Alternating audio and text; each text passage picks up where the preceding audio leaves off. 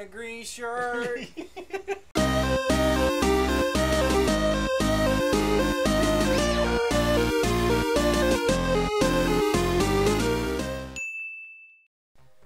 What's up, guys? Dave Nader 1, 2, and 2. I got my buddy Ryan here, and today we've got another discussion video. We're going to be talking about pure archetypes and people's fascination with building them as such. For some reason, especially with lower tier stuff.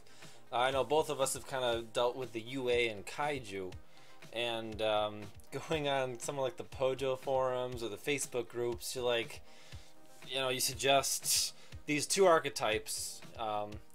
Sometimes they have holes in them, they don't quite function properly, so you say, okay, well, these cards over here, like the Speedroid engine, lets you get your midfielder easier with Invoker. So you don't have to worry about the lack of a Rhoda, or the fact that the deck can't play without a midfielder. And then some person comments on your build that says, this is awful, I want a pure build, or they come in and they're like, what's the best pure version of this archetype? And it's like, well, you're playing a low tier deck. This is like tier 5. Make UA great again.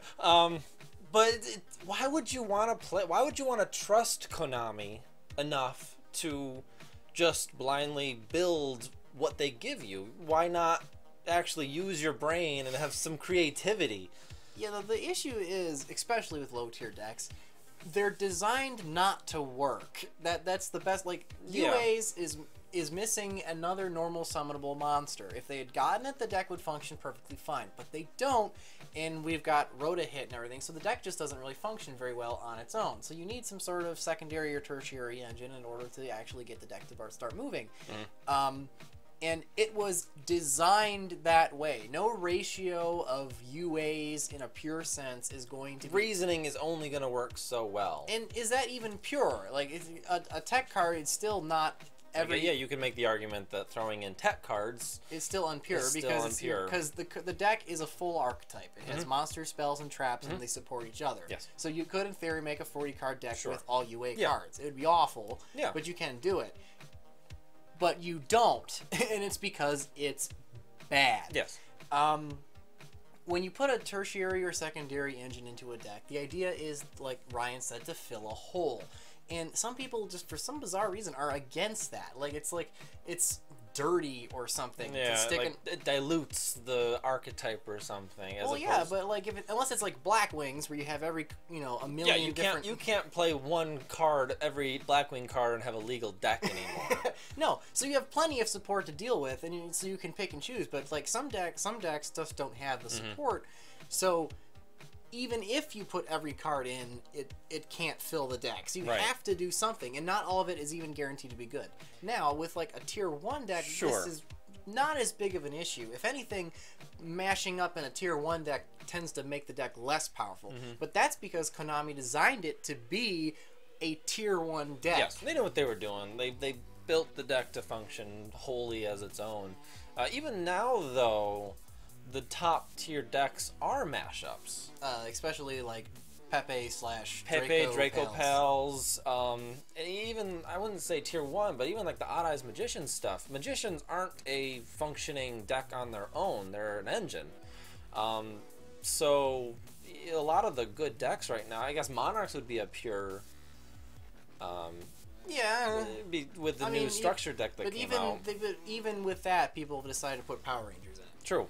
Yeah, even that. It has the Itelli blue layer kind of engine to get it going with how much it bricks. So people have always been kind of mashing two styles and archetypes. I mean, the rank 3 spam now, the Speedroid, Phantom Knight, Burning Abyss. It's literally a mashup. Or Hat. A lot of the good decks in this, I mean, Teledad, are you looking at Lithium's cross-bandless cups? Like, those are just monster mashes, especially the older ones, like literally bandless.deck. So I don't understand what the aversion is to doing so when historically many of the best decks are in fact mashups. Like a mush of something, yeah.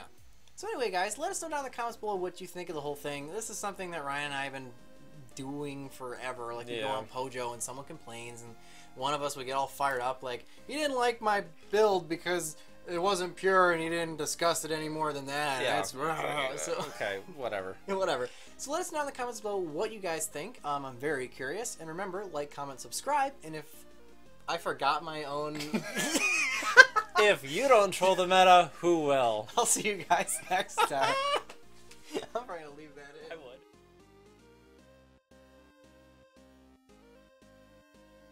Alright, there's that new Ghostbusters trailer out.